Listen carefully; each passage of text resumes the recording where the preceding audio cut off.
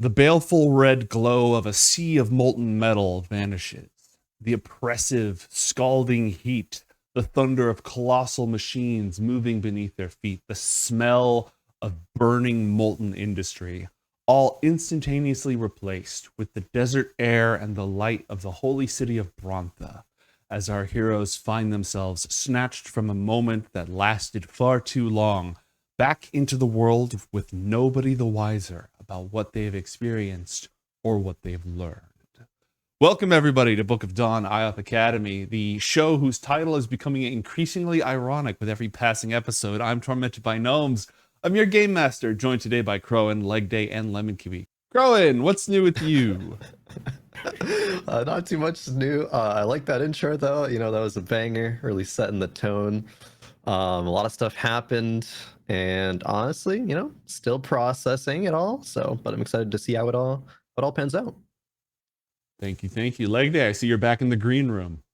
I am back in the double-layered green room. There's even more green hiding behind me. That's too much green. What I've done is I've just deleted web from a wand of webs from my character sheet. Oh man, that was real rough, guys. When we got sent a cursed web wand by Althagor. Surely now the campaign's going to get back on the rails after we've dealt with this one particularly troublesome item. Yes, that is in fact where everything went completely wrong, and everything's now fine. Ignore the fact that the thing in the title of the show. Goobasif. Anyone remember Goobasif? Good times. Good times. Lemon Kiwi, how's it going? I miss Doobasif. Maybe there'll be like baby Seif. Oh, baby Seif somewhere out there. Baby thief, you pathetic humans are a wreak havoc upon you. Serve me. See, we need that. All Well, we have different problems to deal with for the time being. Our heroes have traveled along with Archmage in waiting, Headmistress interim until officially appointed, Master IOTH Elnao, to the holy city of Brontha, where the Church of Zalar, the Phoenix god, calls home. Garnet's birthplace. They've made their journey here in an attempt to seek assistance as the armies of the machine city of Diffraxus grow ever closer day by day to launching their attack. But along the way, they were intercepted by the machine prince himself, Anacra, who revealed to them that they had stumbled upon, well, you know, on the VOD, that card is now tiny and the text is huge, and I don't know how to fix that, but we'll get back to that. A really cool card just played, and it's just like, what is this, a card for ants? And then the text is just enormous. It's Zalar. a little phoenix just flies across the scene. Yep. Oh my god, the majesty of Zalar now in It's the miniature. 69th miracle. But yeah, they got grabbed from their teleportation circle by the machine prince of chaos, who told them they'd learned things nobody else knew, and if they agreed to let him lock that information up in the very laws of the universe, he'd spill even more beans. It was a dangerous situation. They tried to see if they could figure their way out, but what they learned was even more shocking, and now they have been returned to their correct time stream. No time whatsoever passed as far as Master Elnao is concerned. They cast the teleportation circle, they stepped into the teleportation circle, they arrived in the holy city of Brontha. But for our young heroes, the situation is reading entirely differently. Let's go ahead and head to the aforementioned holy city. This room is heavily protected. Many of the different areas, the teleportation circles you've gone to for the cultures that have established permanent such points, knowing how important those teleportation circles are, and that if those sketches, if the rune sigils for their circle falls into the wrong hands, it could be an invasion point. They're usually in these very heavily protected vaults or strong point rooms, such as this one, with only two obvious exits, multiple walls, gemstones embedded in the various sides, solar gemstones, phoenix knights and pikemen all around. But given that you were expected as your guardians, the Academy Wardens, step through, you are immediately greeted by Marison Tosaka, the general of Brontha, the leader of the Phoenix Knights and Garnet's mother. At her side is her faithful squire Pevam, Garnet's betrothed, and on her other side is Inaros Ardashir, the marshal of the armies of Brontha, who has formed a curious and somewhat covert alliance with our young heroes. Everyone else in the room are Phoenix Knights in their gilded, shining armor, various flame fathers and flame mothers and flame others, priests of the Phoenix Lord, and a whole bunch of people with pointy sticks, just in case there happens to be an invasion or your mirror clones or anything along those lines. Marisol Tosaka greets you formally, but is also just eager to hug her daughter. Pevam and Inaros kneel as become a knight. The rest of the Phoenix Knights do not genuflect or kneel in any way. You are now standing in this room.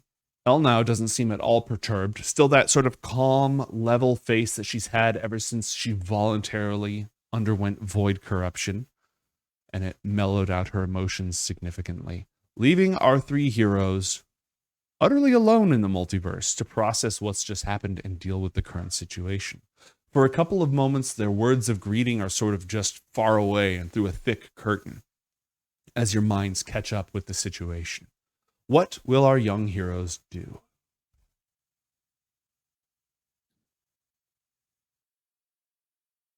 I guess Garnet is, as we come back, the first thing she does is look around the area to just situate ourselves, try to get a sense also of how much time has passed, and kind of sees that no one looks bothered or that we are here. So we'll just, since Elnao is sort of close by, we'll probably look to her just to confirm how much time has passed and say, are we back?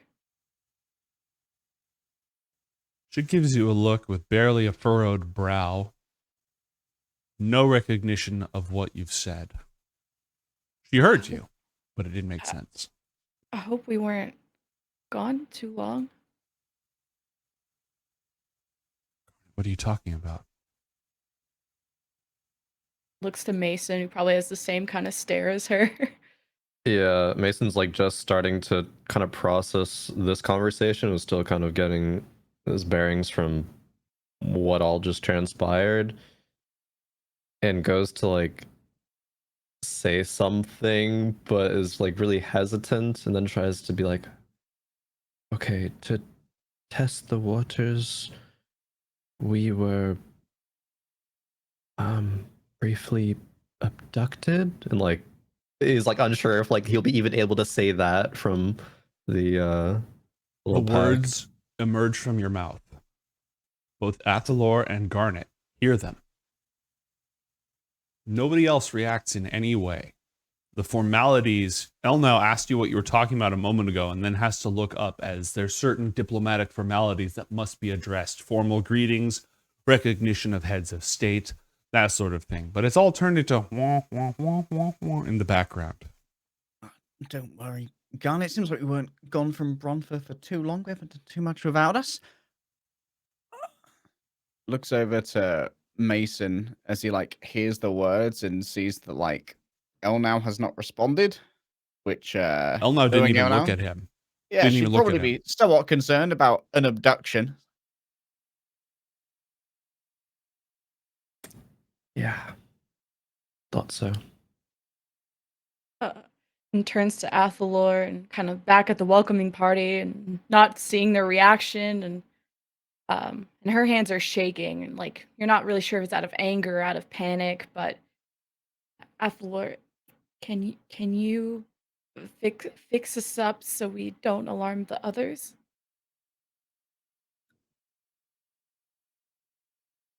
Yes.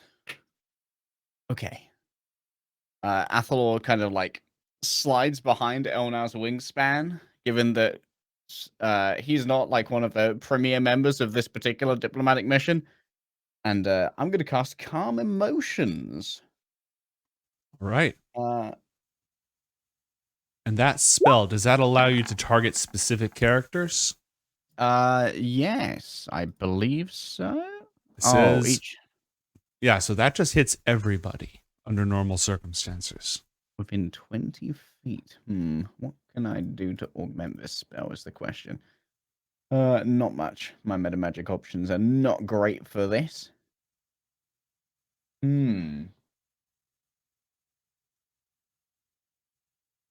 Well, they're probably gonna fail to check. Plus, if they're calm, like it's chill, like they're already calm. So, like, would they notice DM like that this has happened if they're already calm?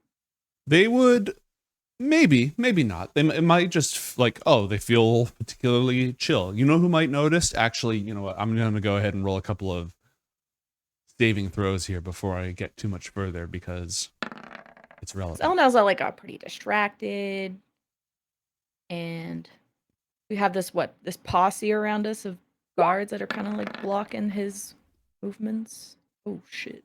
Yeah. Whoa, her So- charisma saves are badass. Marison's good at charisma saving throws, and she's feeling quite a bit of emotion at this moment. If she noticed the effects that she just resisted, she doesn't show it at all. Pevom, however, he was clearly full of some kind of emotion, and that goes somewhat flat. Now he's just regarding the lot of you with a gentle, solemn expression on his face. Inaros, similarly, the two, perhaps unbeknownst to each other, of the exact nature of any conflict that may arise, in this moment, they're perfectly calm and reasonable. I'm not going to roll for everyone else in the room, but I am going to roll for the boss. Yeah, she also resists. So the three of you may choose to fail your saving throws. The two knights on either side of Marison are affected, but Marison, neither mom nor mom are affected. Let's stay in the here and now. We can talk about this later. She just like takes this big sigh of relief, like kind of this meditative, like Mason with taught. Athalor. Yeah. Like gets Mason in this like meditative circle and like make sure that we're all feeling better before we face. I them. cast Lexapro at level 3. Basically, yeah. Mason just Much smiles needed. at that and nods and says, right, we have a job to do. We'll let Elnao, I guess, do any introductions unless I'm sort of allowed, or unless I'm gestured to help go forward. I'd like to think that as Elnao moves away, Athalor's just like throwing away the smell. She's like, It's good. Nothing to see here. Just Nothing like to see mascara here. running down the face from crying. we all just had like the wingspan of Elnao, and it's just a massive like collage of people going.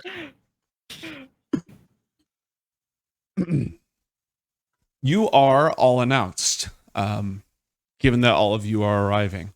Garnet, you're announced first as the Blessed Child, and by your full name, Garnet Tosaka. Athalor, you're announced next with your full title, Athalor Anandarud.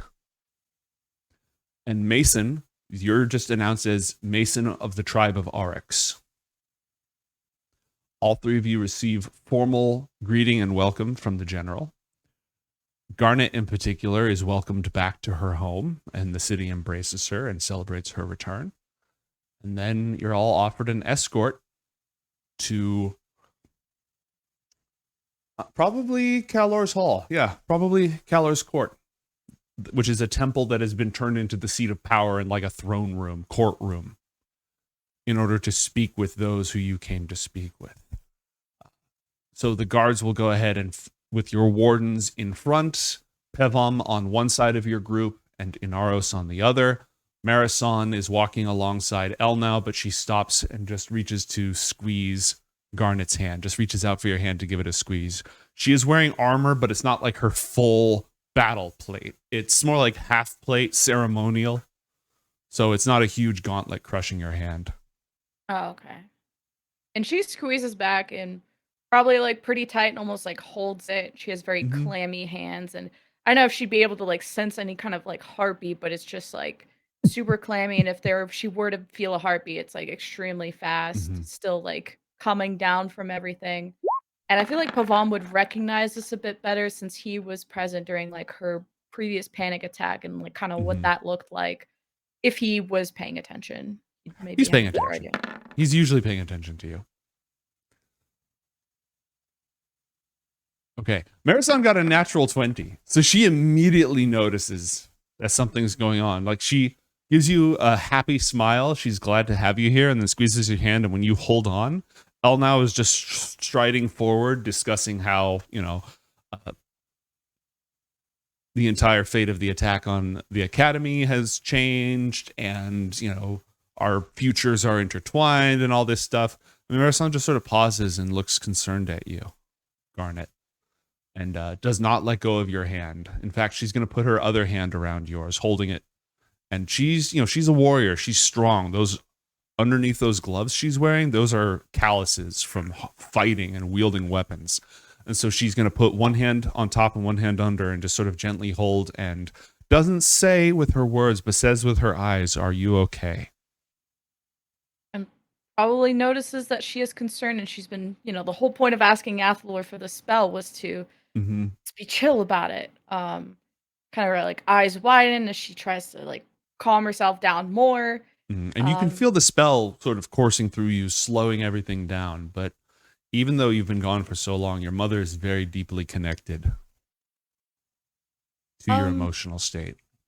Thank you for meeting on short notice. I've come to ask for a favor, but I'll let, of course, Archmage Elnao brief you on the details. If you could just have someone arrange you to a room. Of course. Do you think this is a private matter, or should we take this to the Priest King first? Maybe you two should get acquainted and discuss and get your thoughts about everything, if this needs to be approached to the Priest King.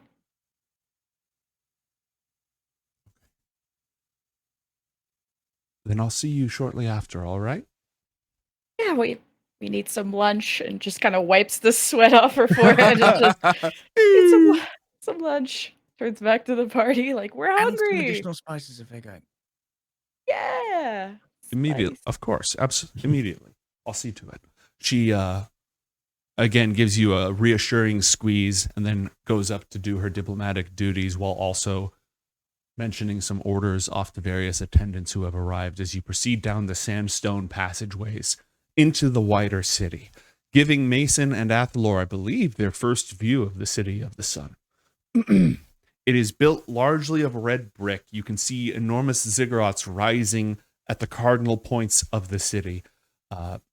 Trees, palm trees rising up, adorned with different colors, causeways and staircases, highly stacked up on itself with a river that winds through the very heart of it. And there are springs built, the whole city is built around these springs that burst up from the bedrock, which gives this desert city life. And everywhere the sun is celebrated as it shines down on this enormous vista, all the way out to the walls that have protected it from the wrath of the Iron Empire, the butchers, the designers, the raveners for many, many years. This is not as magically impressive as Onderud or IOTH Academy. This was built with hand and tool, but it is a sprawling metropolis surrounded by desert for miles and miles. As you emerge out in that desert wind that you're normally somewhat protected from by the sphere, the golden sphere that screens out the temperature and keeps things nice and calm, here it's hot. It is definitely hot. And the wind is a mixture of this dry, sandy desert and the mists of the springs rising up for you. That being said, you are in the middle of a fortress, and the walkways are usually open with pillars and trellises and plants growing around on either side so that the sun dapples through, but you do have some shade from it. And you've arrived kind of already in the inner sanctum, not in the city large, the city proper. You can see it out there, but you are in the palace. You're surrounded by guards, by servants, and by finery. The first order of business is that they're just sort of going to take you into a greeting room along with everybody. Marisol is speaking with Elnao, making arrangements for them to go off and talk on their own. And she is leaving you in the care of Inaros and Pevom, who will see to your protection and anything that you require while they make further arrangements. So after a few minutes, unless any of you have anything you want to say and do along the way, I'm going to open the floor for that first. I think along the way, not that Mason would say anything, but definitely would be like openly like amazed by the architecture, just the city itself, because Mason himself was did a lot of building, a lot of masonry as kind of part of his meditative practices, but definitely has a lot of respect and recognition for something as grand as this. So he's definitely like kind of in awe, and that's kind of replacing any of the like after the calm emotions wears off, and it's replacing any of the like weirdness of what had already transpired and the dullness of the calm emotions. Athalor's focus here is in figuring out to what degree Zalar is present in the iconography. Is it more like how Islam in the real world is, or is it very much there is a bunch of Phoenix iconography everywhere, some big old sculptures that he can marvel at? You see a lot of Phoenix iconography. You see a lot of open flames. Some of them clearly burning incense and sending up like white smoke into the sky. The symbol of the 4 pillars, the circle within the 4-pointed star within the circle, is also present all over the place. Flame motifs, feather motifs, and sun motifs are everywhere. It is a heavily religious city. There's no taboo on the Phoenix itself, which is seen as the most authentic representation of Zalar.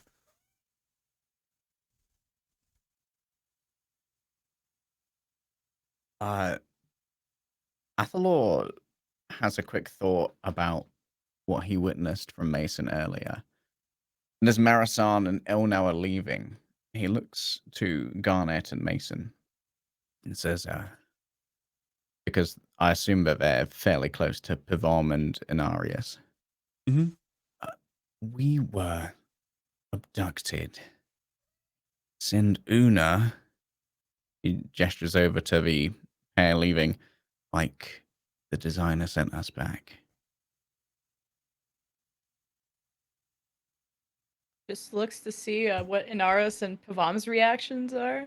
No reaction at all. As if you'd said nothing. Oh, the secret sandwich! Did you hear what he said? I'm kind of looking at them.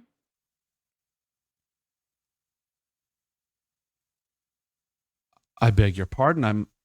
Thought I was being attentive. I must not have. That's Pevom. Inaros hasn't said anything. Been mumbling.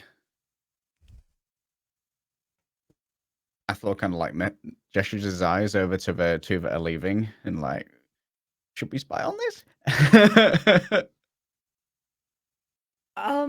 And messages Inaros asking about if he had the appointment with the High Priest Wallagash figured out yet.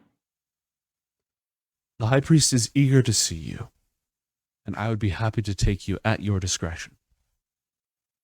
Awesome. Pavam, would you mind getting us some tea? It's quite dry here, especially for my friends. I know it's not your usual thing. For you, anything. And he bows and he heads off. Inaros has this little wry grin. And then looks to you for his cue, since he doesn't know what you have or have not discussed with your friends. Well, I wanted to talk to everyone about why I actually wanted to come here, which, of course, getting Brontha's aid is important. Will be very helpful, but I do want to help Master Elnao with the void corruption, especially with what we've recently learned about its effects and whatnot. And I was hoping this could be taken care of quietly, and I don't know how we could also hide this from Master Elnao if we could just have this ritual, this cure done without her knowledge, if that's even possible. Are you looking to cure yourself or her? Is this a test run? I mean, Athalor, it's not me, it's Master Elnao we're Elnao. talking about here. I will roll deception for that. Thank you. Just kidding. This has been a plan that I'm not quite aware of. Yeah, Oh. that's the looping in part. My character sheet's loading, but Oopsie whoopsie. Oopsie whoopsie. Before I make my roll, is there anything you want to do with that? You're looking like you might want to. You're looking uncertain. Isn't it just maintaining the design if I hold on to my void corruption and don't tell anybody about it? Is it though? Do you know that specifically though? Well, isn't being voidy kind of part of the design? Seems to be. Okay, I can use the lucky die. It's fine. That's He matched you on it. And if he, you roll an insight check. Anyone else who's in the room can roll an insight check against him. He's rolling to poker Bro. face. Please, somebody roll that. Yeah, he's none the wiser. He didn't react at all. Ah. You're sure you pulled it over on him. Oh boy. Yeah, like it's not me. It's Master Elnao.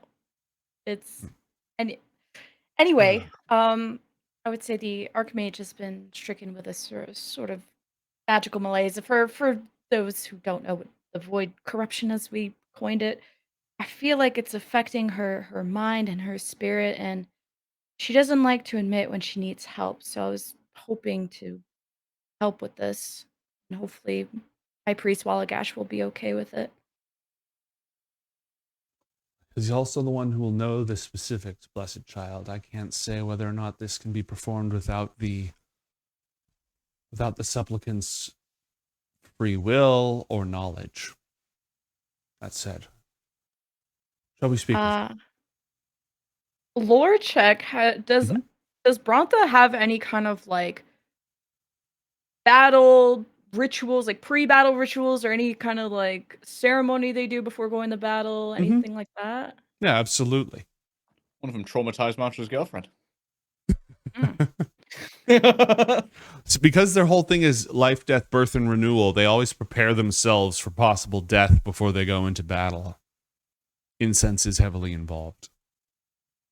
Well, I was thinking we could dress this as a sort of pre-battle ritual before Diffraxus comes, and that to kind of solidify the relationship between Master Elnao, the Academy, and my mother, we could, as Brontha, offer this ceremony to Master Elnao to empower her and any of those who wish to participate. Astute and well thought. But again, I don't know the actual mystical details. And I don't know if that's feasible or not. Okay, well, I guess we'll talk to him about it, and he's agreed to keep the secret? Yes. He understands the need for discretion. Okay, And what he do is you eager to guys speak think? with you. And what do you guys think? You're wanting to try to cure Elnao without Elnao knowing? She's not going to agree to it. Then why do it at that point? I know it sounds like a dumb question, but are you not concerned of what her reaction will be after? Well,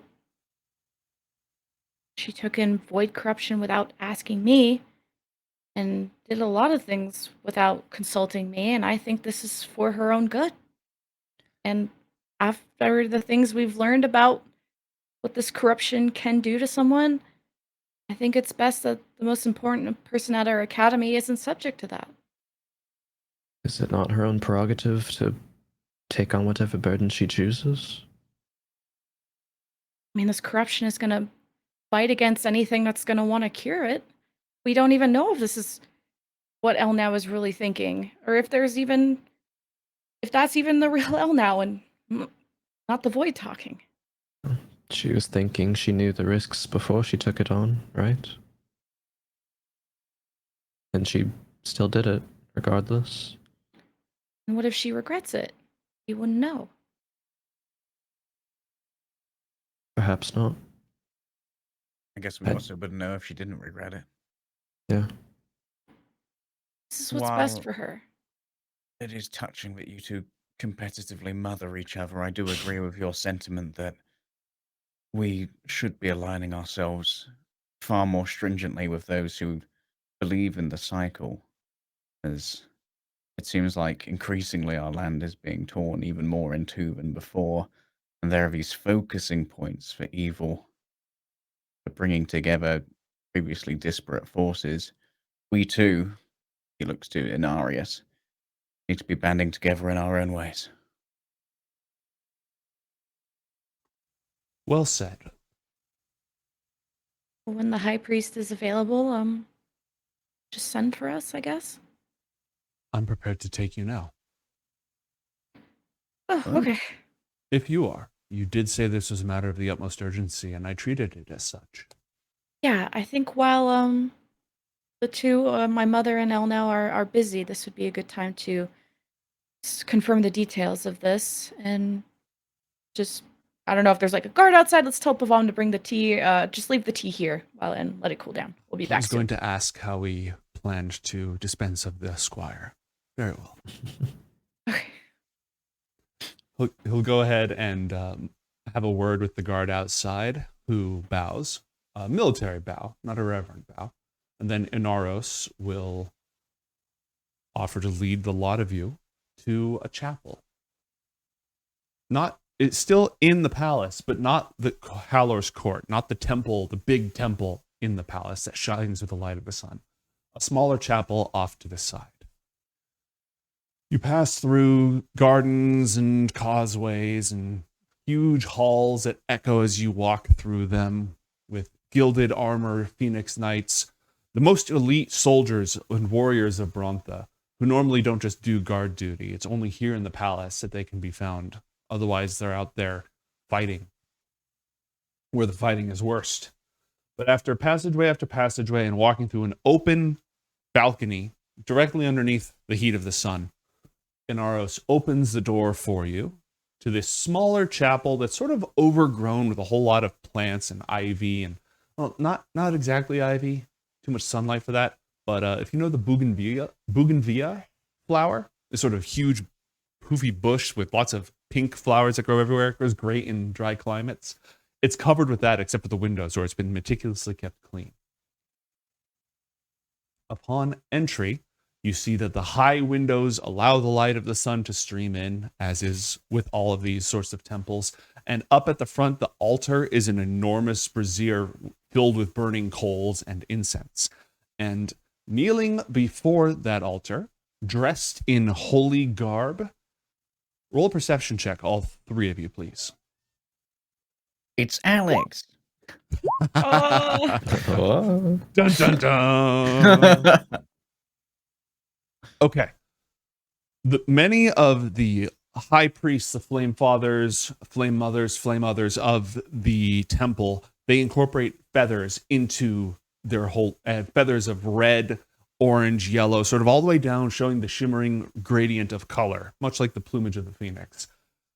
There is a weird moment where you walk in because this person appears to be wearing not just the vestments, but also a hood that's more of like a downy white dappled with gray and a little bit of blue feathers.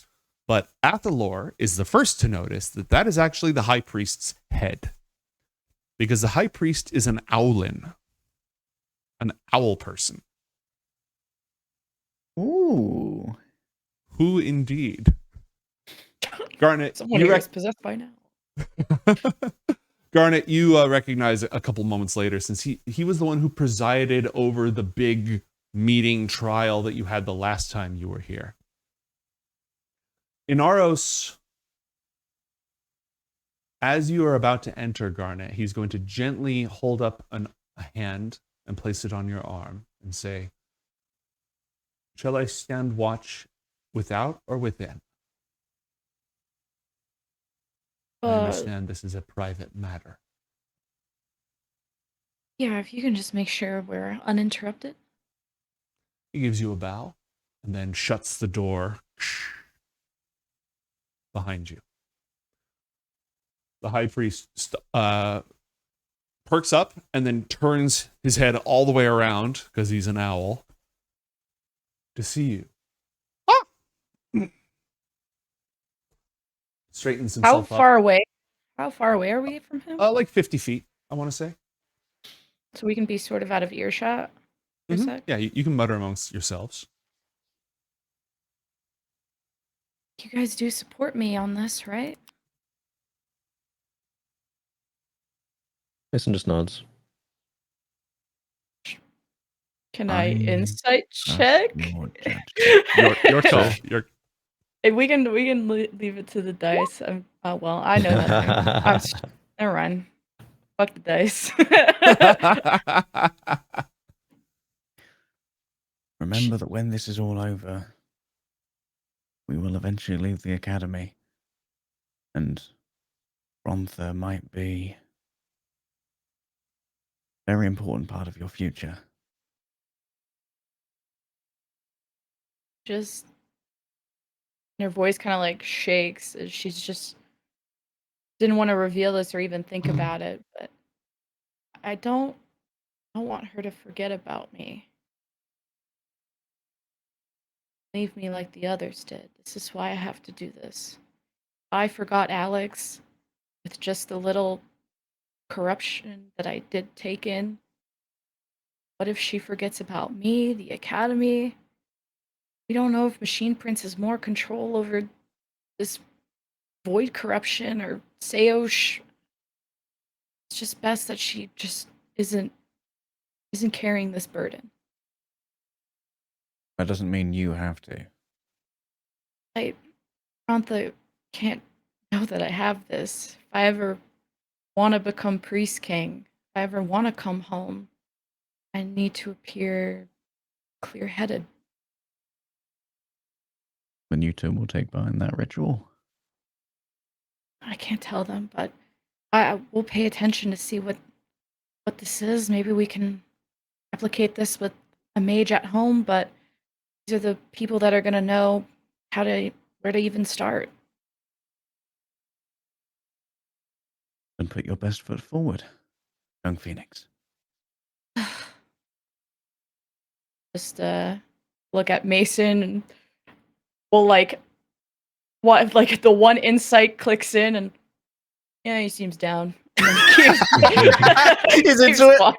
Yeah, he's into it. I think actually like Mason's kind of person where it's like even if I might say anything, he's like not trying to like really hide anything. So I mean, if you're down, I feel like that'd be like kind of like a permanent advantage versus like Mason insight stuff because he's not really like trying to hide it. He's just it's up to you though. Reroll. Yeah. That's 100% your prerogative. A 19. Okay. So Mason might not like 100% agree with all of the logic of like why you're doing it, but thinks you have some valid points and over everything else trusts you and your judgment and doesn't want to like go against that. So it's like if you think with all your information that you know like that this is the right choice, then like yeah, he will be down in support even if he doesn't like agree with all of it morally. Just sees that as a sort of nod and smiles and nods back and will go and approach the owl and You can see that in addition to the altar, which has got freshly tended coals on it and incense has been sprinkled across, he's also carrying an incense censer on a chain with very, very fresh, fragrant incense rising from that. As you approach, he rights himself, so now he's properly facing you, and bows and said, "Blessed child, how good it is to have you with us again. I had hoped that your previous appearance was only the beginning of your eventual and glorious return." thank you. The I marshal... hope No, please. I didn't mean to interrupt. I hope for many more visits. What did the marshal fill you in about the situation? The marshal has informed me that a friend of yours is suffering from a magical ailment and that you seek the counsel of the Phoenix Lord himself in dealing with this, and that it is a matter of great sensitivity. And so I have not spoken of any of this to anyone. I understand trials of the soul are deeply personal. Do I need to roll insight to vibe check if he's like truthful or Yeah, roll an insight check. Can I roll an insight for his body language? Sure. his head do be turning? He appears to be standing up. Can I roll an insight and also roll Yeah. a 6? Yeah, If you also roll a 6, then, you know, we're going to... soul comes out. He turns into Uzul the Destroyer. I was literally going to pull out this voice, so yes. Seems eager. Seems genuinely eager. Yes, this is a sensitive matter. Just don't want to make her look bad or anything, but yeah, she has been stricken with this sort of corruption, which I feel, my judgment, is a side effect of maybe some misuse of the void magic she's been using. Some maybe mistake in the matrix or some accidental absorption. I'm just asking if you could help remove as much of it as possible, because it's infecting her mind, and I'm worried that she's not going to agree to the treatment and may fight back. The magic of the void is very obscure and far, far from our teachings. Tell me how this has affected her. How has it changed her? Memory loss. How many deceptions do I have to keep rolling? I don't know. You just tell me later. We'll But, let that 16 fly for the time being. We'll just let that 16 fly. Memory loss, sort of dulling of emotions. It feels like maybe a sense of emptiness or a loss of self. Maybe other things. Has it changed her priorities? That I'm not sure of. Her behavior, the type of magic that she engages in, the extremes to which she's willing to go, how she treats others. Well, maybe asks the party to see if they have noticed anything about her that she hasn't. Mason would speak up and say, yes, I believe so. Definitely the behavior of treating others, as Garnet has alluded to. Colder, distant. I might even think a shift in priority. Towards Towards she might what? have... Or perhaps I away from what? There I guess are like- people and towards concepts. Yeah. What sort of concepts? Victory. Victory. Victory at any price? Athol looks to Garnet. Who just thinks about when she was beaten up on the golem that exploded and killed her. And she hit me with the whoops. Didn't think about that. See, we made a fucky wucky. And Yeah. he's gonna stay Yeah. silent, but Kinda. I'm just gonna see. Yeah, basically the 12 is how good she is at saying, nah, I don't know. Mason also remembering was would just be like, yeah, kinda. The Mason probably could tell by the face of what exactly she's thinking about. I wasn't there for that. That one's your problem. Has she become more vicious, more violent, more wrathful? Angry? Not emotional, but just very objective, I guess. Yeah, I suppose you could argue that it's almost a training of personality in order to become more almost a tool. Objective focused. I don't think she's a threat to the Academy or Brontha, if that's what you're concerned about. He sort They of brought her here. adjusts his feathers a little bit. And blessed child, we speak now in the presence only of ourselves and of the one who keeps the sun. And I remind you that the great Phoenix Lord believes that all can be redeemed. And so I ask you to speak truthfully to me. Has she partaken in any magic outside of this void magic that she wields? Has she dabbled at all in the arts or energies of the Infernals? DM question. What is like the magic of the Infernals? Is that shadow magic or is that infernal, straight up infernal magic? Yeah. And I can tell you, as far as you're concerned, she hasn't. Yeah, okay. So we'll truthfully tell him no, very sternly. Good. Some of what you describe could be ascribed to the baleful influence and heretical teachings of the Destroyer, who seeks victory at any cost to crush any before them, no matter the price, and who sees others as mere weapons and tools to be wielded towards that goal. But with your assurance that no such magic has been practiced, and that she is not under any sort of infernal influence, to the best of your knowledge, and tilts his head sideways to look at all three of you.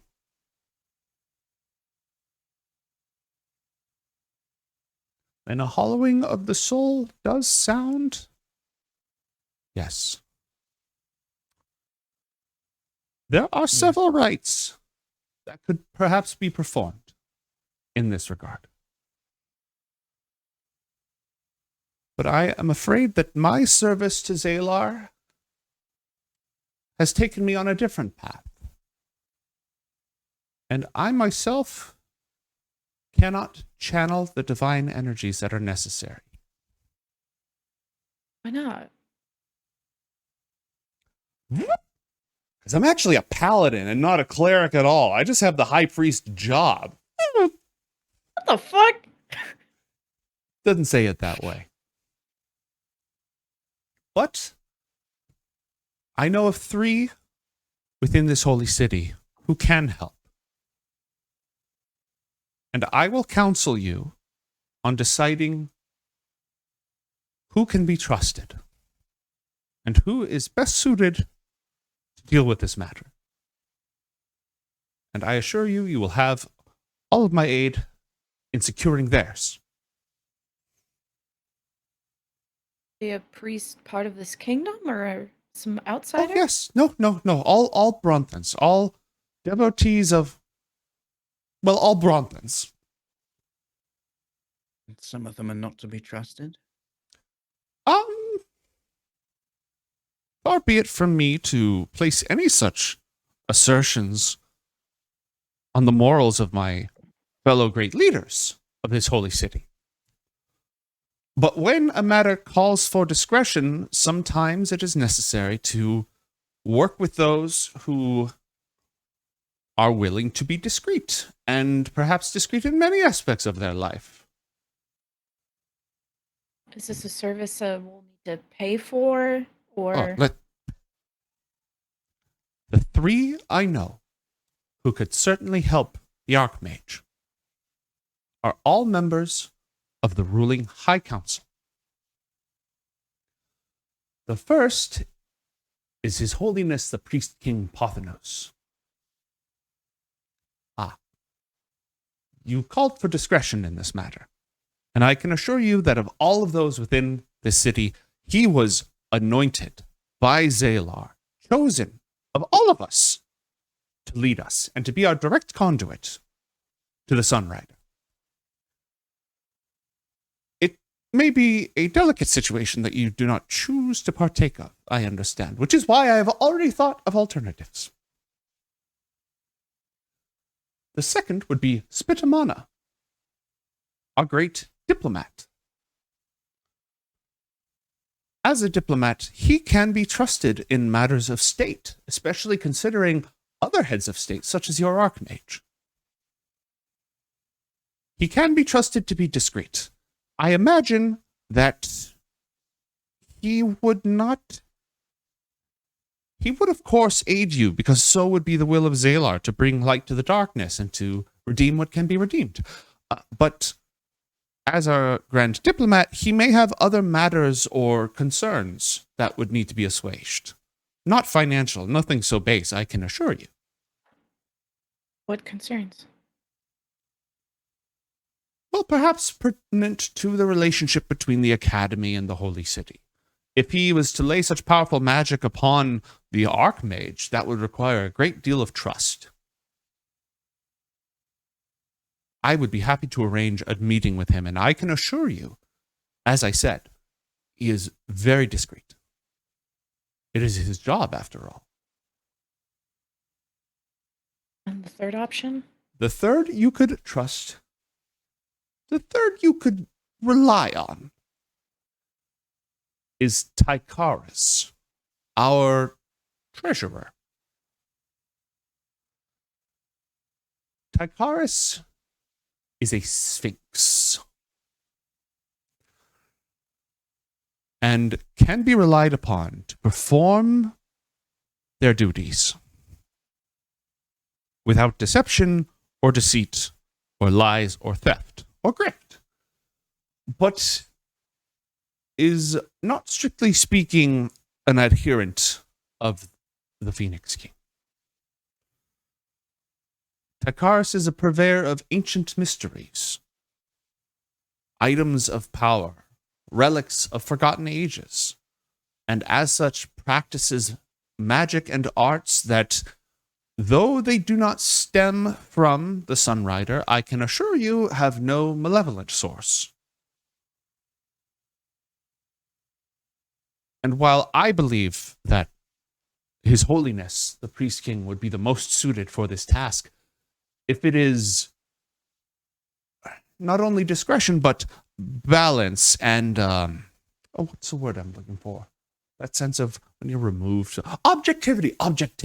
If it is objectivity that you seek, Tycharis can certainly be trusted to keep a secret and apply that power, that cleansing magic. I'm afraid his motivations are a bit more base. What does that mean? Is he covetous? Yes. But it is not simply mere monetary value that Tycharis seeks. It is uniqueness.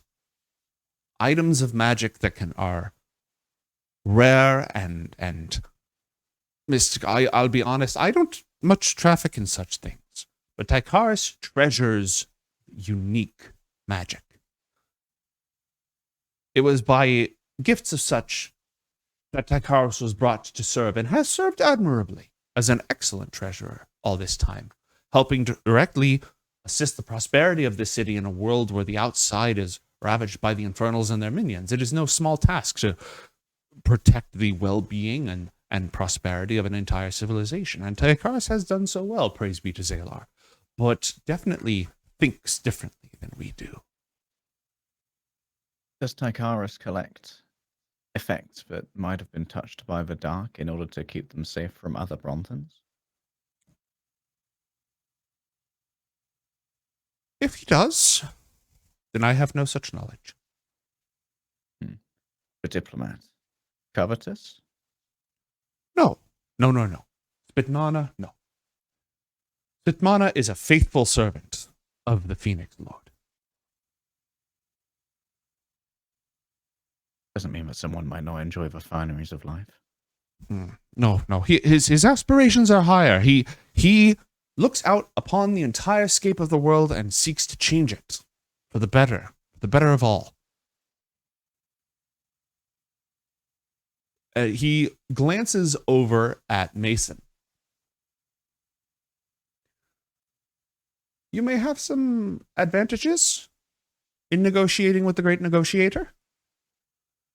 He is not originally from Brontha. He hails from the Vudazon tribe. And you mentioned that they might need to be swayed. Something about in the relationships between the city and elsewhere? Yes. Yes, and perhaps you would be particularly suited for establishing or adjusting those relationships.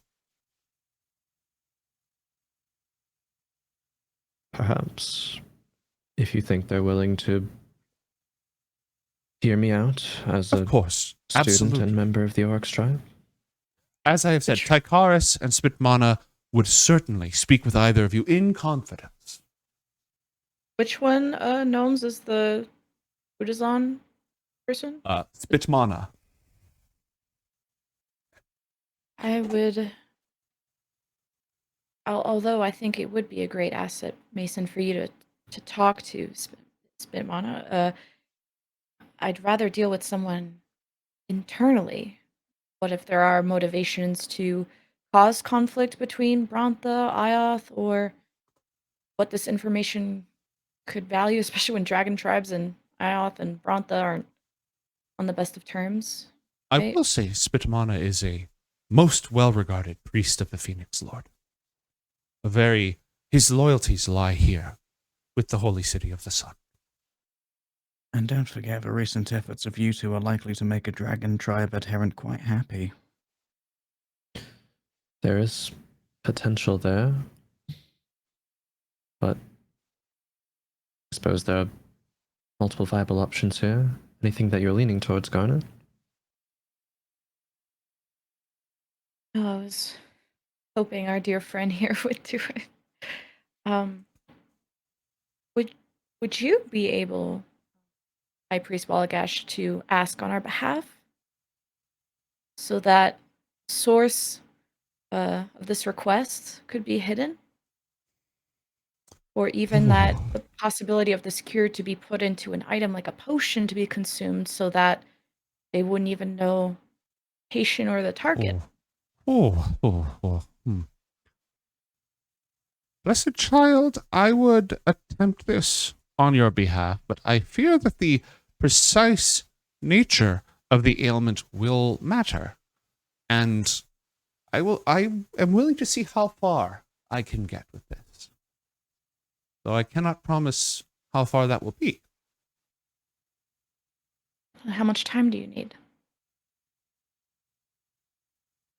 I will seek their counsel within the hour. This is a matter of great sensitivity, and I would not want to keep you waiting. Who would you have the biggest influence on? I would listen to you, obey, and never tell a secret that you would tell them? Oh, I have not presented anyone to you who I would not trust with my life and my very soul. Though I will not address this to the priest king at this time. Yeah. I'll leave it to you and see what kind of feelers you can put out and let us know. Of course, of course. Is there anything else? Any other aid that you seek? For me, but this, of course, this request didn't come from us. Very well. I will see to it immediately. Go with the Sunrider's blessing. Actually, You guys- literally go with the Sunrider's blessing. Here. What is he doing? Throw some incense at all of you and incants a prayer in Primordial. And all of you gain the benefits of a protection from evil spell until the sun sets. Oh, If people are turning to leave, Athalor would try and close the distance with the High Priest slightly. Mm-hmm. High Priest Walagash, I have a question about your faith. Of course, friend Dawn Elf. How would I help? What words would you say to a believer of Zalar who is wavering in their toughest moment? Is there a scripture, a mantra, a saying, some wisdom you believe could pull back any who ride in the sun from the brink of darkness?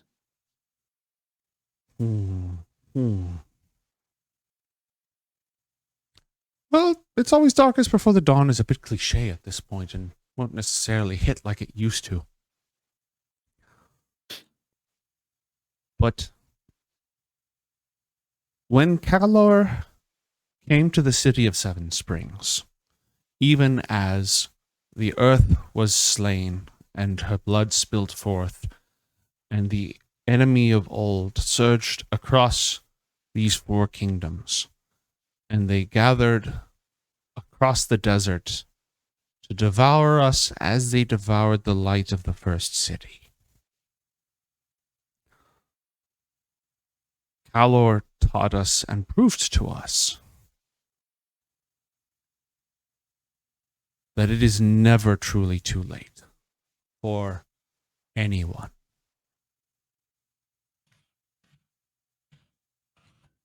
Am I an earshot of this or no? You can I roll don't know if you meant perception this- check, or you can. Does This he was want meant it to to be be an private? aside. Yeah, go ahead. You're welcome to it. It's meant to be an roll. aside, but you can overhear it. Yes, you overhear it. Were we like walking out as you did that, or were we just like on I the imagine you were side? just like turning to leave, and Athel was just like quick skip over to the thing. He didn't put a huge amount of gravity into it. He's mostly just curious.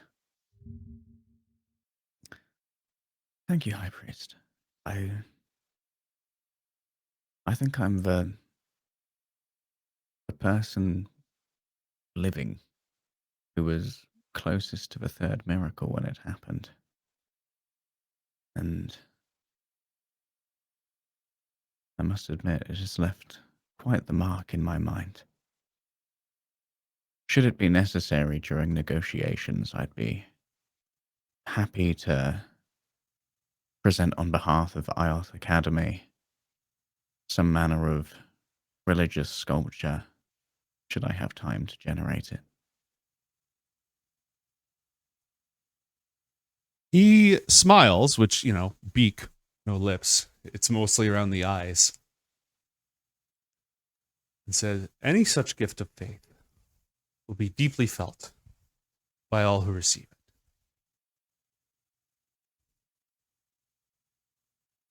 Brontha deserves many such gifts. Thank you for your time. And you yours. And Yowlin watches all of you leave. The doors are still shut and they're fairly heavy. So when you put your hands to them and part them, the first thing you see is Inaros' hair flowing down his back, and he immediately turns when he just to glance. Very, swoosh. Calmly, not like, frantically puts his hand to his weapon, which is sort of like a hooked hammer. It's a pick. It's not a sword. It's designed to pierce through armor. And he puts his hand on the handle gently, turns around, sees that it's the three of you, and then helps open the door for the three of you. And when you've walked through, he'll go ahead and shut it. Where can I escort you?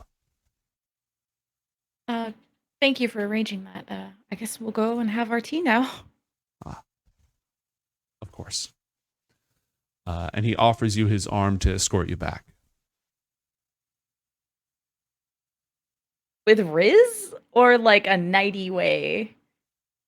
Is that normal nighty shit? Yeah, Night he's with doing Riz. this nightly. He's doing this, this is, okay, I will say this. This is a normal nightly thing to do. Well, you can do it on the daily if Garnet's got anything to say about it. Gladly takes his arm and Mm-hmm. goes on. Okay. He's going to lead you back to the meeting room full of, nice couches and fountains for water and all that stuff. And when you arrive, Master Elnao is in the room drinking tea with Pevom,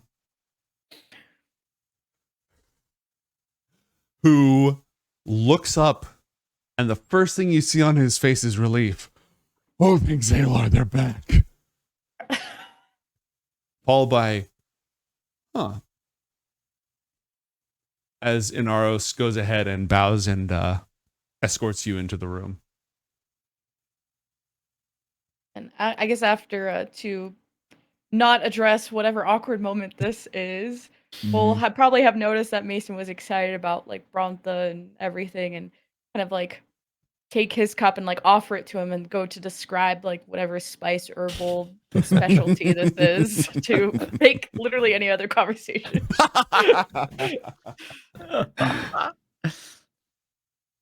As you're Mason doing is that, very interested. smells great, very fragrant, very like not hot, but lots of flavor, sort of cinnamony, nutmeggy, but not quite. Elnao just like sips some of her tea and says, "Where have you been?" I was showing Mason around. It is Dirty a 20.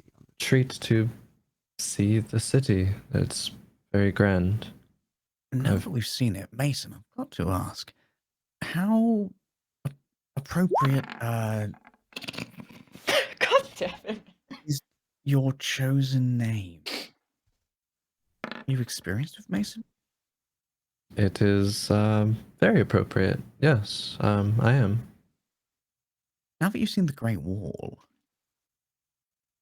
do you think you could potentially replicate the style in like a smaller? Potentially, given enough time and resources. Did you have something specific in mind?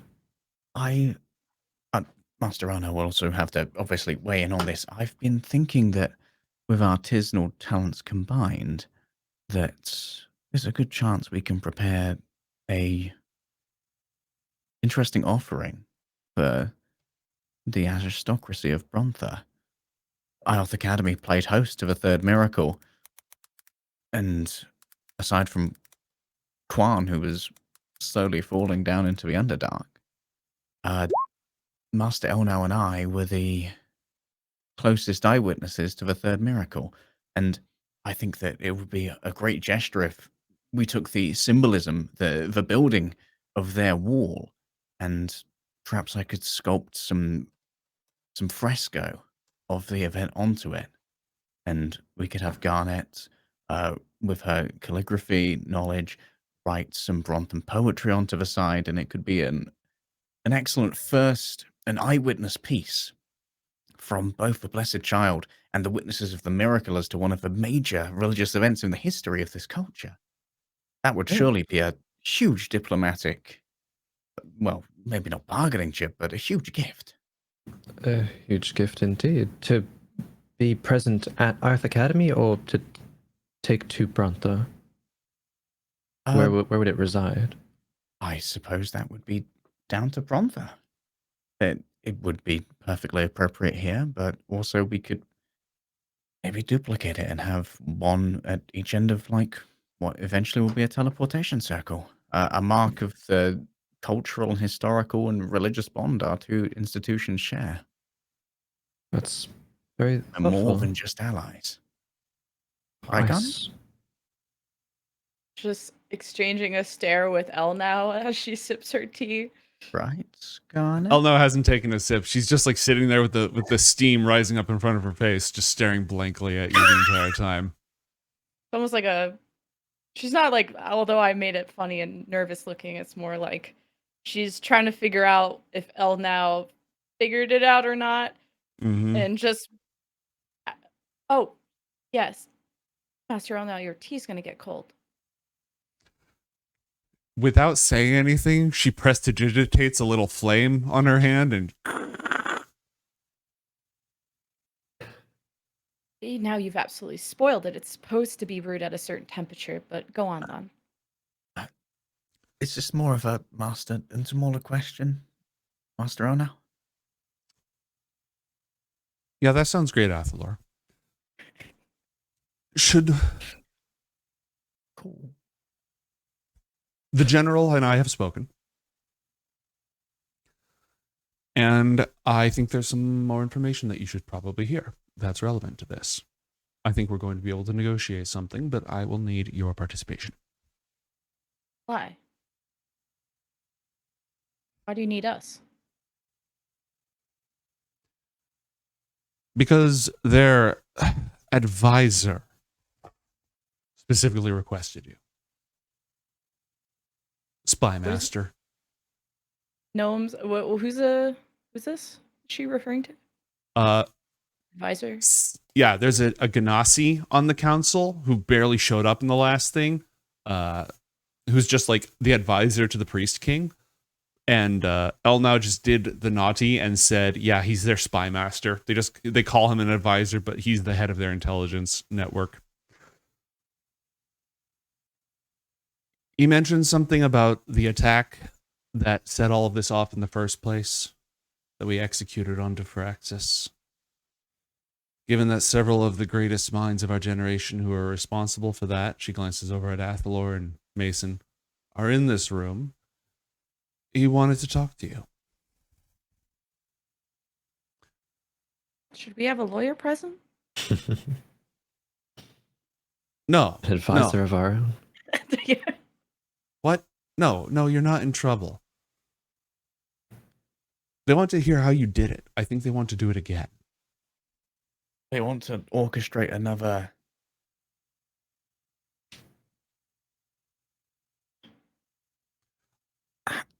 Master Elnao, how well versed is this advisor in the arcane arts? That tested the limits of everything even the master of the academy could achieve. So we should go explain that to him. So what did you accomplish in that 10-minute meeting with my mother? It's been more than 10 minutes, Garnet. Did you Okay. lose track of time while you were out? Are you going to answer my question? It may be possible for us to secure the assistance of the Phoenix Knights in exchange for our cooperation with this matter that's just risen up. Apparently, since we arrived, literally since we arrived, Spymaster Seer has received a report from one of his distant agents about an immense vulnerability in Diffraxus. And they want our help to exploit it. I might have something better than the dimension door.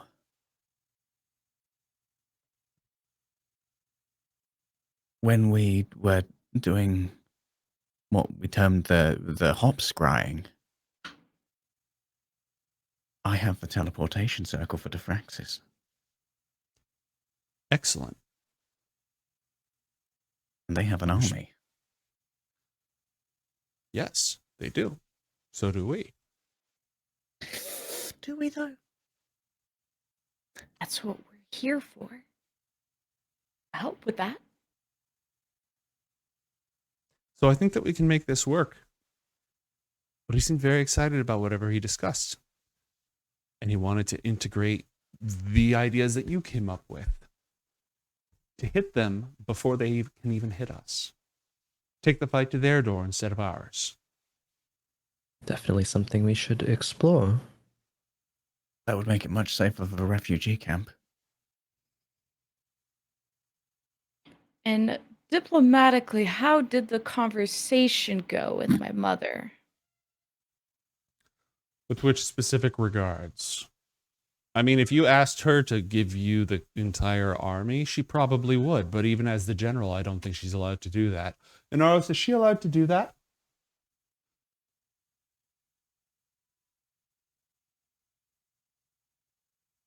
I am deeply loyal to the general as the head of our armed forces. Both of us serve loyally the Priest King. Right, a non-answer. I don't think she can do that. Why not? Because even though she's in charge of the armies, she's not in charge of Brontha, and the Priest King is in charge of her. So if he says you can't make Garnet the Grand High Commander of all the armed forces of Brontha and march them across the desert, then we can't do that. But I think that we can get ourselves some Phoenix Knights. Hevom straightens up. And I think that we can do it by helping both of us. Surely we don't need the Phoenix Knights, especially with this new information. that we can exploit. Not only new information, but if our diplomatic overtures are going well, then reassignment from the Bartholo regions would be likely more than enough to help us. It's probably a different conversation. And going They are back to the conversation that I'm been asking about, to be blunt with you, my mother was not warming up to you at all in our last encounter. So I was hoping you were going to alleviate that in this second encounter. No, I just used you. What? I used you. She cares about you. So I focused on that instead of me. She doesn't like me. I was hoping you would fix that. Why? We're already in the process of... It looks like they're going to send us an elite group of Phoenix Knights, which is exactly what we wanted. Sometimes being friends is more important than being allies. You didn't say that that was the purpose of this trip. That's going to take much, much longer, Garnet. Well, I didn't know I had to write a graph out on how to have a diplomatic mission. I thought you would figure that out. Should I tell you where I was at too? Since I was so I have to tell you everything? To escape from his conversation. Mason like wants to say something, but it's like, I better not.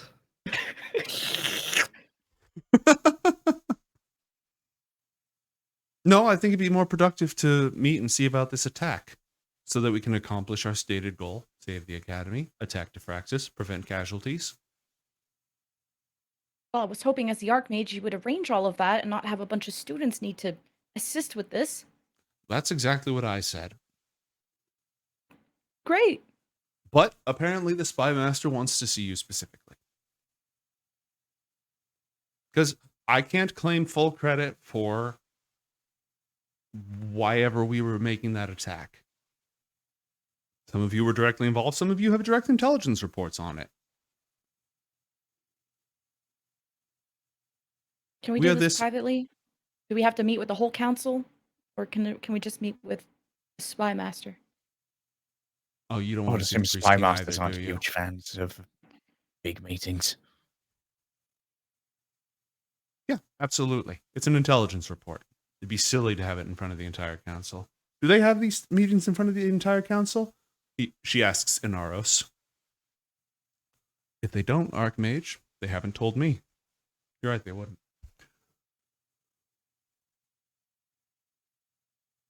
Yeah, lunch. How about lunch with Seer? Give us all of his secret reports as we enjoy some pastries or whatever. We might be able to have this thing knocked out by evening. Great. Great. Pevom is looking, like, scanning between the Archmage and you and just kind of going, okay. I'm gonna roll You didn't say that intimidation out to see loud. how pissy I look. Okay, I'm looking real pissy. Roll for But we need to pissness. talk, face. Do you want to kick her out of the room or find some excuse to go off and discuss amongst yourselves before anything else happens? Oh yeah, I guess we'll message the party and ask, like, do we want to meet to talk about our abduction? Or do we just want to pretend it didn't happen? We don't have to pretend, but We could discuss it right here, apparently. While I death stare the Archmage until she figures out something is up. I mean, why stop now? It's going so well. I'm gonna have to blink eventually. it's not a staring contest. I cast Prestidigitation to try and moisten her eyes. Thank you. But I do it with a subtle spell. No, I don't actually have subtle spell anymore.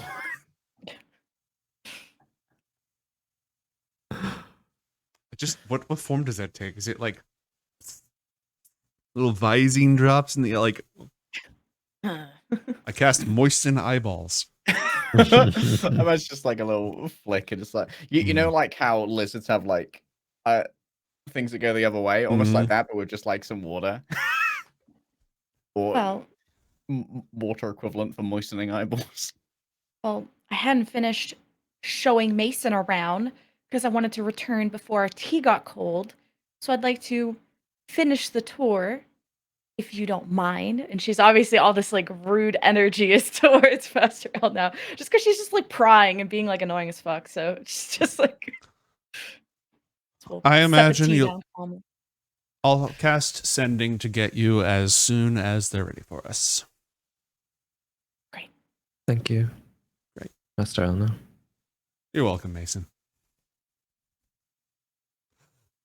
Open the door. Tevom and Inaros both stand up at the exact same time as the three of you prepare to head out the door. Garnet waits by the door. It just looks at both of them like, wait, are they coming to open this or are they just following?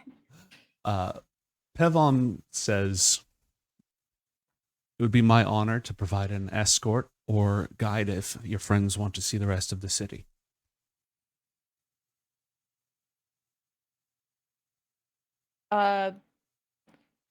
You deserve some time off, Tevom. You've been so gracious to us thus far. Excellent barista. It's fucked up. Why don't you enjoy some time off? We'll be okay.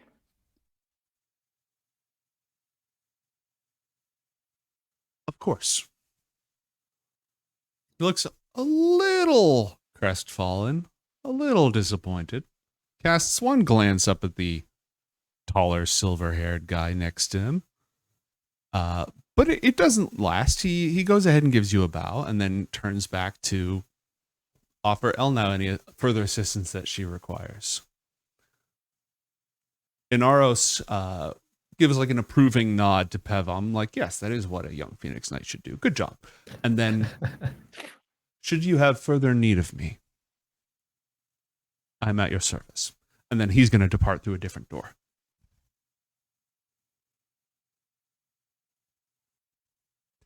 And on that highly awkward note, I think we should go to break. We'll be back in a few minutes, folks. Don't go anywhere. More Book of Dawn, IOTH Academy.